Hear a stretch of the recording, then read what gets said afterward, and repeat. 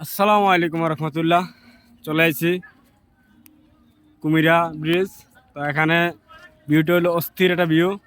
তো দেখে সারাদিনের যে একটা জার্নি, এটা ক্লান্তিটা দূর হয়ে গেল। তো এখানে দেখেন অস্থির একটা ভিউ, ওই দূরে জাহাজ দেখা যায়। আর সবচেয়ে বড় ব্যাপার হলো হয়তো এটা ব্রিজের উপর ভিত্তি করে নাম দেওয়া হয়েছে কুমিরা ব্রিজ বা বিচ পার, যেটাই বলে। তো আমরা আর আমার বন্ধু আসছে। আর সবচেয়ে বড় ব্যাপার হলো এখানে জাহাজটা অনেক একটা বড়, এটা অর্ধেকটা জাহাজটা। তো ভিউটা তো যতটুকু সম্ভব দেখানোর চেষ্টা করলাম। এই দেখেন অস্থির একটা ভিউ।